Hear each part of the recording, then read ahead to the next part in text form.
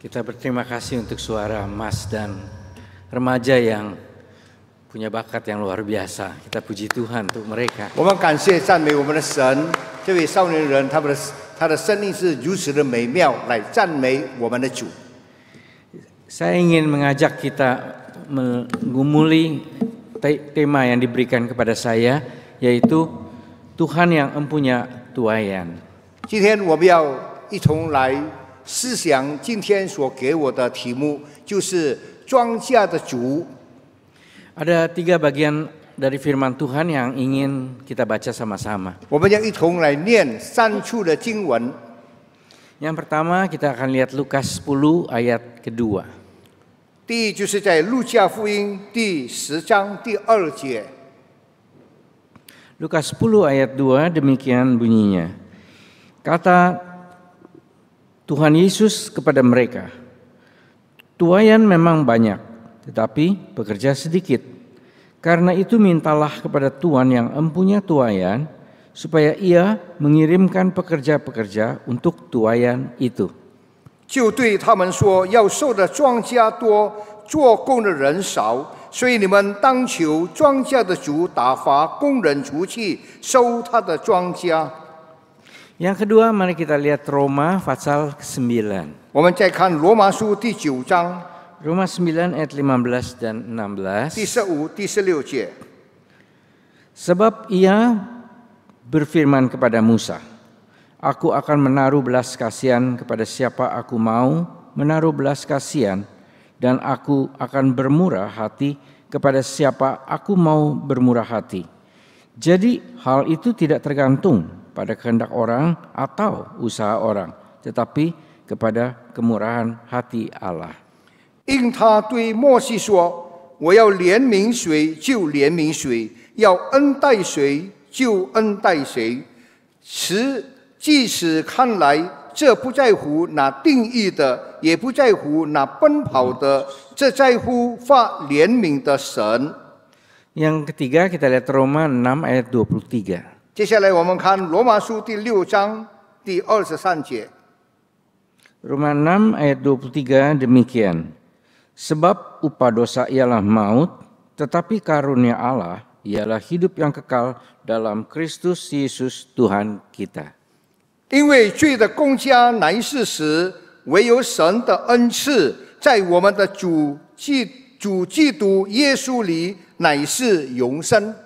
Mari kita masuk dalam 我 doa. 们进入祷告， Tuhan Yesus yang sangat baik kepada kami, 对我们如此好的主耶稣， Allah Bapa, Allah Roh Kudus yang sangat mencintai kami. 天父圣灵这么的爱我们， Engkau tahu kami bukan orang yang baik, 主你知道我们都不是一群好的人。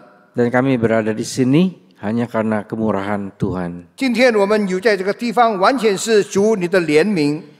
Setelah Engkau mau mendengarkan puji-pujian kami dan doa kami, 主你听了我们的祷告，听了我们的赞美， setelah kami membaca firman Tuhan, 我们读了主你的话， kami ingin menggumulinya. 我们要一同来思想挣扎。 Mohon Tuhan menguasai kami, 我们恳求主掌管我们， supaya kami boleh berpikir menurut apa yang sesuai dengan Engkau. 我们可以一同来思想主你所要我们思想的。 Hanya karena nama Tuhan Yesus kami berdoa. 因耶稣基督的圣名，我们如此祷告。 Amin. 阿门。 Bapak Ibu yang dikasihi Tuhan, 主所爱的弟兄姐妹， tema kita ialah Tuhan yang empunya tuayan. 我们今天的题目是神是庄稼的主。 Tapi saya akan memulai dengan memberikan contoh. 今天我开始用一个1道的故事。 Saya pernah diizinkan Tuhan melayani kebangunan rohani. 神允许我带领这个布道会， Di situ ada orang-orang yang mau menerima Tuhan atau bertobat. 就在那个时候，有人要悔改，要接受耶稣成为他们个人的救主。 Nah, setelah itu timbul pertanyaan dalam pikiran saya. 过后，我在想了一个问题： Siapa yang mempunyai andil dalam pertobatan orang-orang itu? 那么那个人的悔改，什么人在其中有份呢？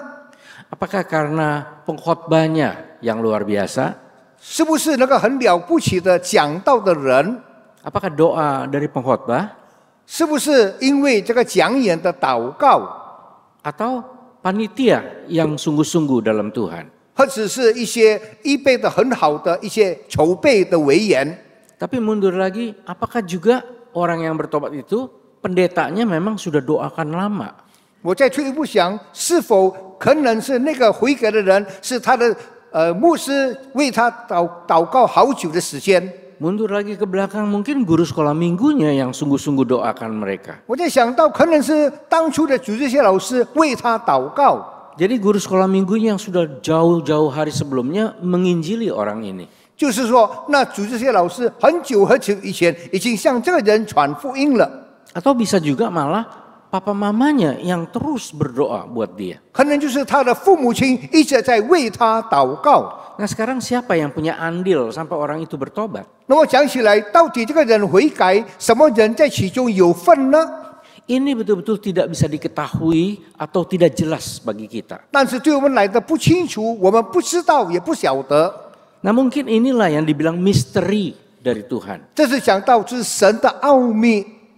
Nah sekarang nats yang kita baca berkata, 刚才我们所读的这个经文就是， yang punya tuaian itu, yang melakukan penuaian itu Tuhan sendiri. 那个庄稼的主就是神自己。 Jadi sebetulnya dalam pertobatan itu pelakunya itu Tuhan saja. 讲到悔改，那个主人就是主自己。 Nah orang-orang yang tadi disebutkan mungkin hanya orang-orang yang mengambil bagian dari pertobatan itu. 刚才我所提到的一些人，都是在这个人悔改里面有份参与在里面而已。 Jadi orang yang melayani itu cuma sebagai alat saja. 那个侍奉的人只是一个工具而已。 Nah untuk ini saya akan memberikan contoh untuk mendukung. 在此我要讲几个例子来支持我所说的。 Satu contoh, ada satu orang yang bernama Yunus dalam perjanjian lama. 讲起一位在旧约里面大家很熟悉的约拿， Tuhan suruh dia untuk mengingatkan kota Niniwe supaya bertobat. 神派他到尼尼微城去叫那边的人悔改。 Nah kalau diperhatikan, Yunus sebetulnya tidak ingin orang-orang Niniwe bertobat. 若是我们注意到，其实约拿他不喜欢到尼尼微，使到尼尼微城的人悔改， Bahkan pada waktu Niniwe bertobat, dia kecewa. 甚至尼尼微城的人悔改，他感到很失望。 Nah jadi sekarang Tuhan yang buat kota Niniwe orang-orang itu bertobat. 神使到尼尼微城的人悔改。 Menarik lagi kalau kita melihat beberapa nabi lain dalam perjanjian lama. 我们看到旧约有好几位的先知， Dua contoh misalnya Yesaya atau Yeremia. 讲到是以赛亚或者是耶利米， Tuhan suruh mereka mengabarkan berita tentang Tuhan dan pertobatan orang-orang. 神叫他去传福音，好叫一切的人可以悔改。 Tapi di sini Tuhan bilang, aku utus kamu kepada orang yang tidak akan bertobat. 神说：“但是要记得，我差派你到那一些不可能悔改的人当中。” Padahal tampaknya Yesaya dan Yeremia ingin sekali orang-orang yang dikotbatkan itu bertobat. 其实以赛亚跟耶利米他去传福音的时候，他很希望他所传的人可以悔改。 Bahkan di dalam beberapa bagian, Yeremia khususnya, dia sampai menangis supaya orang-orang bisa bertobat. 在几个经文里面讲到耶利米传福音的时候，他痛哭，好叫他传福音的对象可以悔改。 Tapi Tuhan bilang, enggak, mereka enggak akan bertobat kok. 神对他说：“不，他们不可能悔改的。” Nah jadi di sini kita melihat tampaknya tuh Tuhan yang ngatur. Orang itu bertobat, orang itu tidak bertobat. 在这里好像是神在安排说，那个人可以悔改，那一个人不悔改。 Nah sebagai kesimpulan awal, ada yang kita bisa pelajari. 最终我们可以学习到的就是， Jadi kalau kita menginjili orang, ada orang yang bertobat, kita tidak bisa sombong. 就是当我们传福音的时候，有人悔改，我们不要骄傲。 Sedih sekali kalau ada seorang yang dipakai mengkhotbah dalam kebangunan rohani dan banyak yang bertobat, tapi jadi sesumbar sombong.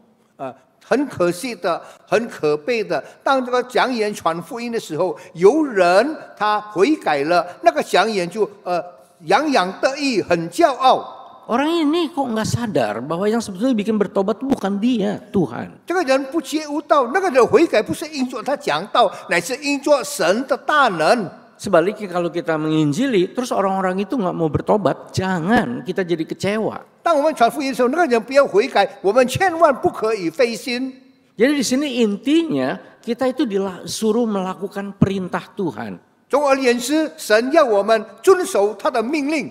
Jadi kalau kita menginjili orang, selain supaya orang itu bertobat, juga yang paling penting ketaatan kita melakukan apa yang Tuhan suruh. 就是说，我们传福音的时候，最重要的是我们要顺服神所派我们所做的事。 Nah sekarang ada masalah lain. 有其他的事情， Kalau Tuhan itu penyebab, ada yang tobat, ada yang tidak bertobat. 因着神那个人悔改，那个人不悔改， Di sini kok Allah pilih-pilih sih, ada yang ditobatkan, ada yang tidak mau 好像是 ditobatkan. 神偏爱寻找这个，寻找那个。 Nah ini pun bagi saya itu satu misteri dari Tuhan. 对我来说，这是神里面的奥秘。 Dan yang terpenting adalah jangan kita pikir kalau yang bertobat itu Allah hanya mengasihi mereka saja. 我们千万不要想到那些悔改的是因为神特别的宠爱他。 Juga jangan kita pikir kalau orang itu nggak bertobat, Allah tuh jahat kepada mereka. 我们千万不要想到那个不悔改的是神不喜欢他们。 Nah sekarang saya ingin mengajak kita melihat apa yang dibilang anugerah Tuhan. 在这里，我要大家一同来看什么是叫做恩典。 Dalam Rom 6 ayat 23 yang tadi kita baca, 在我们所看的罗马书第6章里面讲到， ada kalimat yang berkata, karunia Allah adalah hidup yang kekal. 在里面讲到神的恩赐就是永生。 Hidup kekal itu karena orang itu kan percaya. 永生，因为那个人相信了， Nah kok bisa percaya? 他为什么可以相信呢？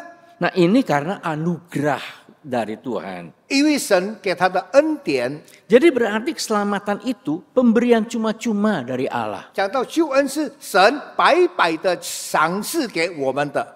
Apa usaha manusia dalam keselamatan itu? 在这个救恩里面，人到底拼命做了什么事呢？ Sama sekali tidak ada. 完全一点都没有。 Sebab keselamatan diberikan hanya karena kebaikan Tuhan.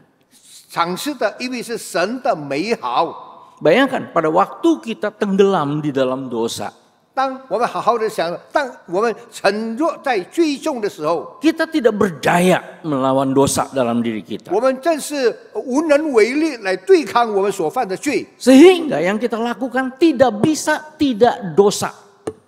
就是讲到我们不能不犯罪。 Nah dalam keadaan yang hancur seperti ini, 在如此的破碎的境况里面， Tuhan dengan kekuatannya mengangkat kita, menyelamatkan kita. 神给我们有力量，他提拔我们，他拯救了我们。 Ini yang dikatakan keselamatan adalah anugerah. 这是讲到救恩就是恩典。 Tetapi kedua ada kalimat lain yang berkata upah dosa ialah maut. 还有第二句话就是罪的公价乃是死。 Maut di sini artinya kebinasaan. 死就是灭亡。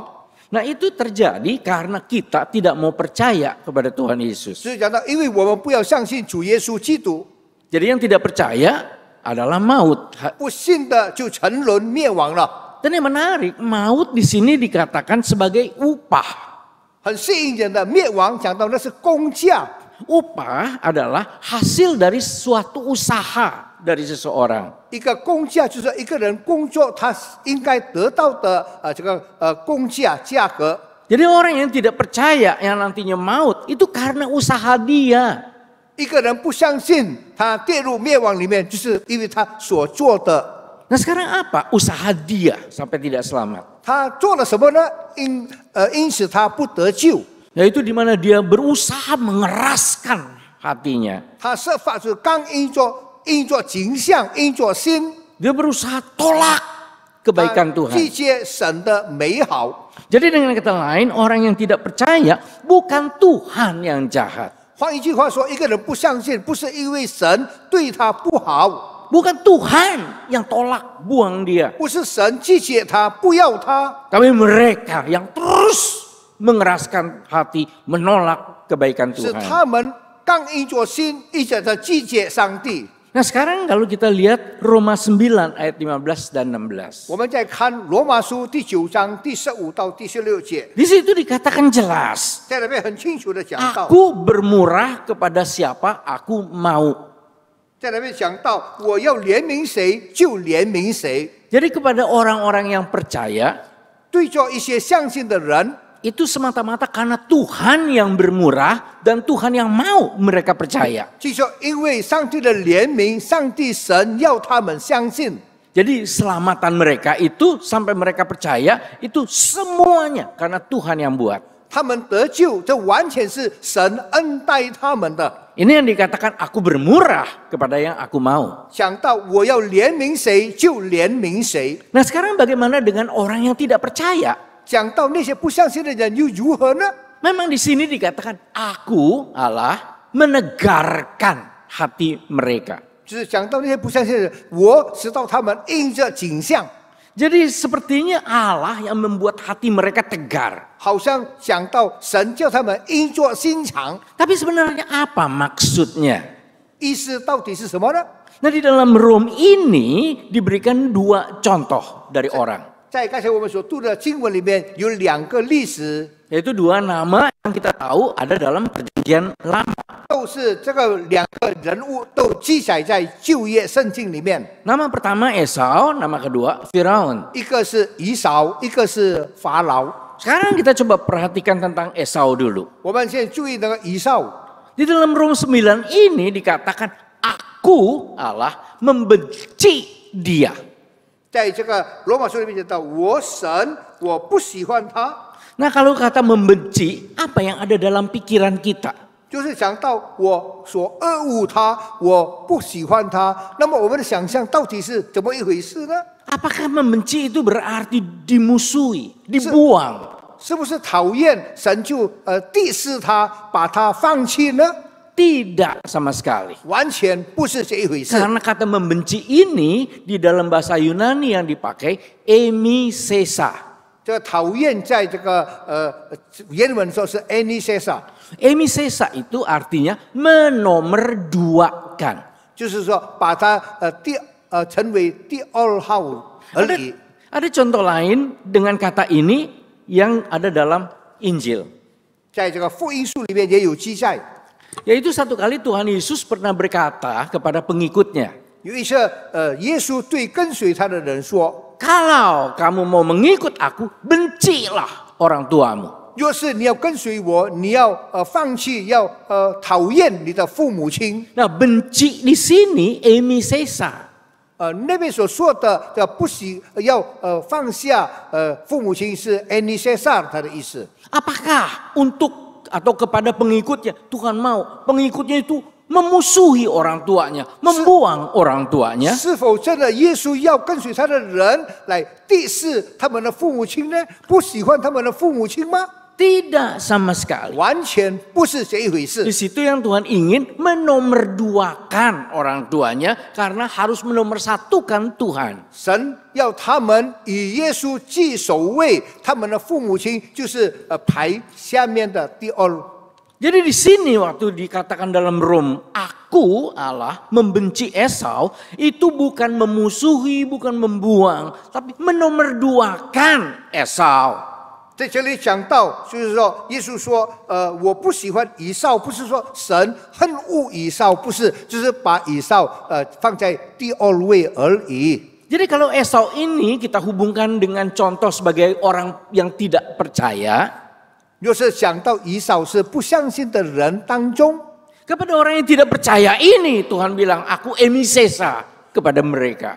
对这个不相信的人，神说，我是对你是 Elisesa， Bukan aku musuhi, bukan aku buang, bukan aku tolak. 不是说我讨厌你，我拒绝你，我放弃你。 Apalagi bukan, aku akan lemparkan ke neraka. 但不是说我要把你丢下地火湖里面， Tapi aku nomorduakan. 我把你放在第二。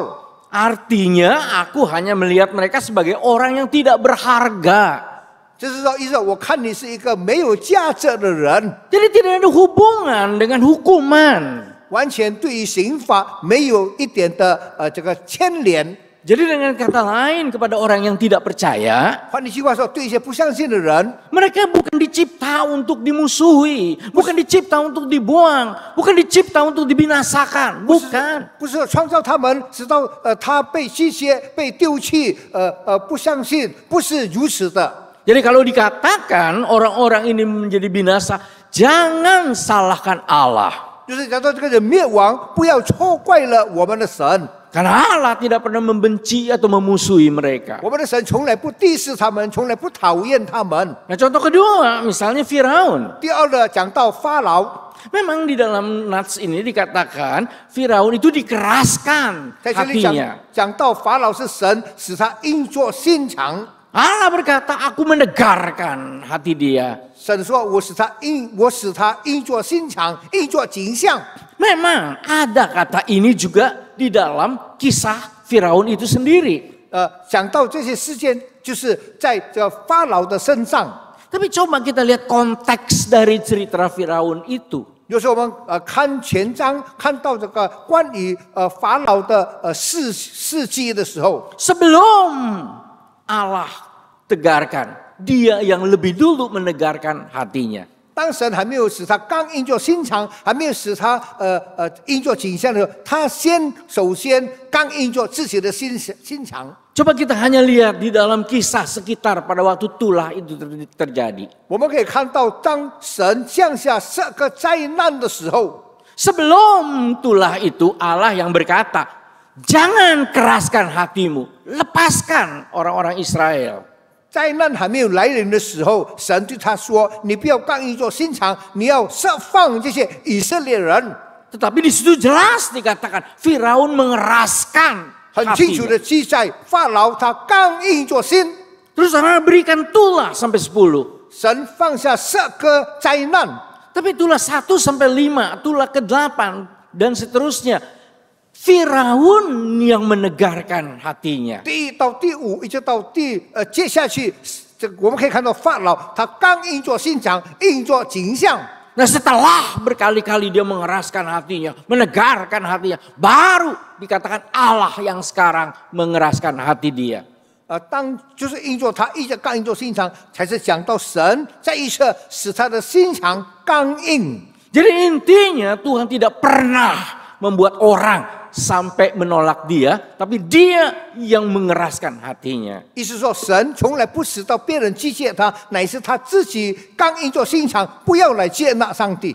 Jadi Firaun kalau dihubungkan dengan orang tidak percaya mendapat hukuman bukan karena Allah, tapi karena dia yang menolak Allah. 法老他不相信，他灭亡了，不是依照上帝，乃是依照他自己，他拒绝了上帝。 Nah sekarang bicara kita diselamatkan itu hanya karena anugerah.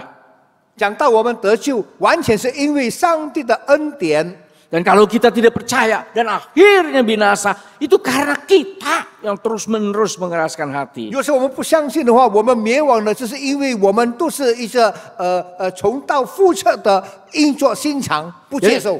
Jadi kalau dikatakan Tuhan yang empunya tuayan, 讲到我们的神是拥有庄稼的主， berarti dia yang berhak sebagai penyebab sampai orang itu bisa bertobat. 讲到他有权使到这个人可以得救。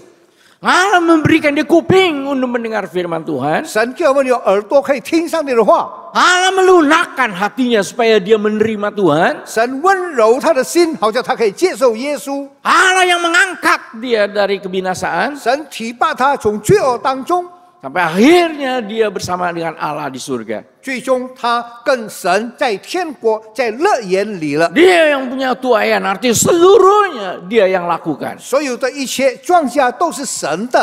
Tapi kalau sampai ada orang yang tidak percaya, 一直到有不相信的人， jangan salahkan Allah, tapi Beliau. dialah yang berdosa. 不要错怪神，因为他自己犯罪， Dia yang terus mau melawan Allah. 他一直在那么埋怨。 Jadi sekarang mari kita perhatikan apa artinya Tuhan yang punya tuayan. 我们要清楚的看到，什么意思？讲到神是拥有庄稼的主。 Kalau yang pertama tadi, itu artinya Tuhan menjadi penyebab utama dan satu-satunya penyebab. 第一就是可以看到，完全的一切都是因为神 Yang kedua juga artinya Tuhan ingin memiliki kita. 神要拥有我们每一个人， Dia ingin memiliki kita karena dia ingin menguasai kita. 他要来掌管我们每一个人。 Nah, kalau kita bicara kuasai, itu jangan kita hubungkan dengan penguasa dan bawahannya. 讲到他要掌管我们，不是他要控制我们。 Dan juga lebih lagi, jangan kita pikir seperti penjajah kepada yang sedang dijajah. 好像是要在那边压制我们这样，好像是压迫我们一样。 Tapi di sini harus dihubungkan hubungan bapak dengan anak. 但是我们可以知道，这个关系就好像是做一个父亲的跟孩子的关系。 Dari semua agama yang ada dalam dunia ini, 在世上所有的宗教， satu-satunya dalam firman Tuhan yang mengatakan hubungan Allah dengan kita, bapak dengan anak. 唯一讲到我们跟神的关系，就好像是一个父亲跟孩子的关系。 Istilah ini tidak ada di satu agama apapun selain dalam Alkitab. 除了在圣经里面所记载的，所有的宗教都没有提起、没有记载如此的事。 Hubungan bapak dengan anak adalah hubungan kasih yang terdalam. 父亲跟孩子的关系是最深的感情。 Nah, di sini menariknya bapak mengasihi anak, bukan anak mengasihi bapak. 很吸引人的是，父亲爱孩子，不是说孩子爱父亲。 Sebab sekasih-kasihnya anak kepada bapak tidak bisa sedikit pun dibandingkan dengan kisah bapak kasihnya kepada anaknya. 想到一个孩子如此的爱父亲，他不可能会像这个父亲这么样的疼爱孩子。 Orang bisa membuang ayahnya, menolak ayahnya. 孩子他会拒绝，他会丢弃他的父亲。 Tapi dalam hati yang terdalam, tidak mungkin bapak menolak atau membuang anaknya. 在心里面的最深的深处，我们的父亲从来不丢弃他的孩子。 Jadi Bapa Allah ingin memiliki kita karena dia sungguh ingin mengasihi kita seluruh hidup kita.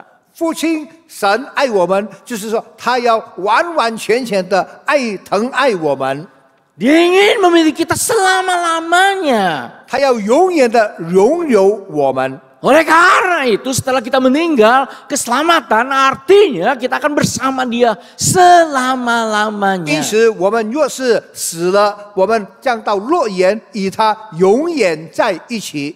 Kita harus hati-hati menerjemahkan apa arti surga itu. 我们要很谨慎，要很小心的来解释关于天堂到底是这么一回事呢？ Jangan kita hubungkan dengan apa yang indah-indah, yang hanya ada dalam pikiran kita, yang hanya ada dalam dunia ini saja. 我们不要讲到一些很美的、一些很离谱的，在世上一些很美妙的事情， Itu sesuatu yang jauh melampaui akal kita. 那是超乎我们所想象的。 Sebab kalau kita hubungkan hanya yang ada dalam dunia ini, persepsi kita atau sudut pandang kita terhadap surga betul-betul bisa berbeda. 我们的看法就是跟这个世界的看法一样，当然跟我们所看的完全的不同。 Coba kita bayangkan apa bayangan kita tentang surga. 我们想到的天堂到底是怎么一回事？ Mungkin kita yang udah umurnya lanjut, 可能是我们比较年长的弟兄姐妹， dipikir surga itu seperti taman kebun yang indah. 讲到天堂好像是一个很美丽的园子， Ada bunga di mana-mana, buah di 在那 mana-mana. 里有果子，有花朵， Terus ada malaikat terbang-terbang seperti 有天 bidadari. 使飞来飞去。 Mungkin itu yang kita pikirkan di surga itu seperti itu. 可能我们想象到天堂，可能就是像如此的光景。 Tapi kalau surga seperti bayangan itu, mungkin anak muda atau remaja khususnya tidak mau ke surga seperti itu. 若是天堂正是如此的话，那可能是年轻人他们不喜欢如此的天堂吧。 Sebab apa bayangan anak remaja itu tentang surga? 因为年轻人的思想想到关于天堂的一切， Tidak usah kebun yang besar, yang indah, bukan. 不用很大的园子、很美的园子， Cukup satu kamar kecil, 一个小房子就够了。 tapi lengkap dengan laptop dan HP. 但是里面都有一些电脑、一些 Ada wifi di situ. 还有一些网络等等。 Nah kalau kita bayangkan neraka itu ada api yang terbakar seperti mengerikan. 我想到地狱是一个永不死的火在那边烧着。 Mungkin anak muda dan remaja pikir apa itu neraka? Kalau mati lampu. 若是年轻人想到那个地狱是什么，就是没有灯了。 Jadi di sini jangan kita bayangkan surga itu seperti bayangan kita. 我们不要用我们人的思想来想象到天堂的光景。 Dan dalam Alkitab jelas surga adalah bersama dengan Allah. 很清楚的记载，在天堂是与神在一起。 Dan Allah yang ingin bersama dengan kita selama-lamanya. 那位愿意跟我们永远在一起的神， Inilah sebabnya Allah yang punya tuayan, Allah yang ingin memiliki kita selama-lamanya. 故此这是庄稼的主，这个主要我们与他永远在一起。 Dan oleh karena itu dia berhak untuk mengutus kita. 故此他有权利来差派我们， Mengutus kita bukan membuat orang bertobat.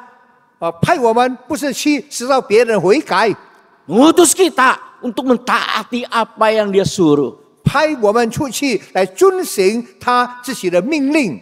Di dalam keselamatan ada banyak orang yang Tuhan bisa pakai, tapi penyebab utamanya hanya Tuhan. 在救恩里面，神可以使用好多好多的人，但是成绩就是在神的手中。 Semua orang bisa diberikan hak istimewa 好多的人，神会给他特权， untuk mengambil bagian dalam keselamatan. 在这个得救里面有份。 Nah, saya akan contohkan pada waktu saya bertobat. 我要拿一个例子，当我悔改的时候， Pada waktu itu tanggal 2 Maret 1974. 就是在4月2号，74年。 Sebelumnya saya kena obat bius hampir 7 tahun dan rutin 6 tahun. 我7年、6年，我就是在使用这些的毒品。 Boleh dikatakan obat itu meracuni tubuh saya bertahun-tahun. 毒品好多年了，在那边侵略毒我的身体。 Dan pada waktu itu saya diajak ke Surabaya oleh kakak saya. 那个时候，我的哥哥带我到泗水。 Singkat cerita, 2 Maret itu malam kedua saya menerima Tuhan sebagai juru selamat. 长话短说，4月2号，我接受了耶稣成为我个人的救主。 Karena apa? Saya sendirian di kamar. 因为我是一个人单独在房间里面， Tapi karena Tuhan hadir dalam pikiran saya. 因为神莅临来到我自己的思想里面。 Apa urusan atau prosesnya dari Tuhan hadir itu? 一些在神与我同在的时候，一些的过程是如何呢？ Yang pertama, kakak ipar saya yang menginjili dan mengajak saya baca Alkitab. Kakak perempuan. 我的姐姐跟我的姐夫带领我一同来读圣经。 Mereka dengan setia membacakan firman buat 很 saya. 忠心的跟我一同来读经。 Dan pada waktu itu mereka siap berkorban buat saya. 那个时候，他们愿意付代价来陪我。 Karena pada waktu itu kalau lagi sakit, apapun yang jahat bisa dilakukan. 讲到若是那时候，什么恶事都可以做到。 Waktu ketagihan nggak tahan, apapun bisa dilakukan. 当我的毒品发作的时候，我什么事情都可以做。 Mereka siap menanggung semua yang bisa 他们预备 berbahaya. 好承受一切的后果。 Nah sekarang, apakah andil mereka? 那讲到他们的这个他们所得到的份是什么呢？ Bisa ya, 就是在那时候是或者不是？ tetapi bisa juga saya tahu-tahu pada waktu itu mengingat khotbah dari seorang pengkhotbah. 可能就是当时我忽然想到有某一个人所传讲的信息。 Jadi jauh sebelumnya saya pernah mendengar khotbah dari Pendeta Octavianus, pendiri I3 di Malang, Batu. 就是说我好久以前听过奥达菲亚努牧师在马朗所讲过的道。 Waktu mendengar khotbah itu, saya itu tidak senang, saya kesal sekali dengar khotbahnya. 听到的时候，我不喜欢他所讲的道。 Pada waktu dia menggambarkan ini dan itu, saya merasa sebel sekali. 他描述这个描述那个，我感到不喜欢。 Tapi tahu-tahu malam itu, khotbah itu muncul dalam 就是 pikiran 那个 saya. 晚上，那个我所听过的道，在这否入我的海脑里面。 Jadi apakah karena dia punya usaha? 是不是因着他所做的，他所设法的呢？ Bisa saja. 可能是， Atau bisa juga mundur lagi ke belakang. 可能我在退后再想到， Apakah itu guru-guru sekolah minggu saya? 可能就是当初我的主日学老师。 Sebab pada waktu saya kecil, saya ikut sekolah minggu rutin. 因为我还小的时候，我都很好的参加主日学。Bahkan sekolah minggu dari sebuah gereja itu dilakukan di rumah saya. 那个主日学在我家里所创办的，每个礼拜我都参加。 Tahu-tahu pada malam itu cerita-cerita dulu itu muncul yang 那 macam-macam. 天晚上一些的思想从我的思想里面浮出来， Apakah jasa dari guru sekolah minggu? 这些人所得到的是不是他们的成绩呢？ Bisa ya. 可能是， Atau juga doa mama saya. 或只是我妈妈的祷告。 Selama bertahun-tahun setiap pagi bangun, setiap malam mau tidur, dia selalu doa nangis buat saya. 多年来，早晚我的母亲流着泪为着我祷告。 Bahkan dia berkata kalau dia lagi berjalan, tahu-tahu ingat langsung dia menjerit dalam hati mendoakan saya. 甚至她每时每刻都在那大喊的为着我而祷告。 Apakah ini jasa mama saya? 这是不是她的功劳呢？ Bisa ya. 可能是。 Nah sekarang jasa siapa? 讲到是谁的功劳呢？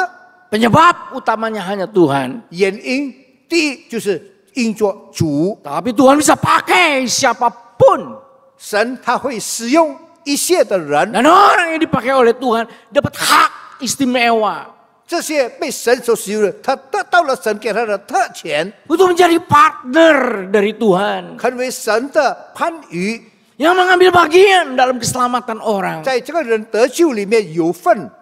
Tuhan yang punya tuayan. 神是荣有壮下的主， Dia mengutus Bapak Ibu dan saya. 他差派每一位的弟兄姐妹。 Ada banyak orang sekeliling kita yang masih belum selamatkan. 在我们当中，我们的周遭有好多人还没有相信耶稣，还没有得救， Mungkin hanya kebinasaan yang menanti mereka. 可能就是灭亡在等待着他们。 Sekali lagi, bukan Tuhan yang keraskan dia, bukan Tuhan yang jahat yang mau membuang dia, 在这 bukan. 提醒说，不是神刚硬着他的心，不是神对他不好，不是神要他灭亡，都不是， Mereka yang tidak percaya itu yang mengeraskan 就是那些 hatinya. 不相信的人，他们刚硬着心。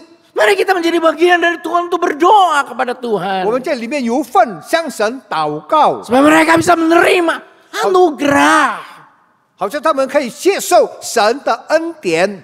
Apakah Tuhan memang mau mendengar dan mau melakukan? 是不是神要做这些呢？ Itu misteri dari Tuhan. 那是神的奥秘。 Tapi tetap dalam konteks kasih Bapak kepada anaknya. 我们要知道，一个讲到是一个做父亲的这么样的疼爱他的孩子。 Mari kita mengambil bagian dari pekerjaan yang besar dari 但愿我 Tuhan. 们在神的大功里面有份在里面。 Tuhan mengasihi kita sehingga mau memakai kita. 神爱我们，所以神要使用我们每一个人。 Mari kita masuk dalam 我 doa. 们低头祷告， Ya Bapa yang ada di surga, 天父， saya bisa percaya hanya karena kebaikan Tuhan. 我们可以相信，完全是因为神的美好， Dalam dosa yang menjerat Tuhan angkat. 在捆绑着我们的罪。 Ada banyak orang yang Tuhan pakai. 神使用了好多的人， Kami tidak perlu memikirkan siapa saja. 我们不用想到某某人， Karena yang harus kami tahu Tuhan yang melakukan semuanya. 因为我们知道做这一切的都是主你自己。 Dan yang terindah ya Tuhan, 最美好的就是 setelah Engkau selamatkan kami, Engkau mau menjadikan kami pasangan dalam pekerjaan-Mu. 你拯救了我们，你要我们与神一同同工。 Tolong kami menghargai panggilan Tuhan. 求求你恩待我们，能够珍惜主你的呼召， Hanya karena kebaikan Tuhan, 就是因着主的美好。 kami berdoa dalam nama Tuhan 我们 Yesus. 祷告，奉主耶稣基督的圣名， Amin. 阿门。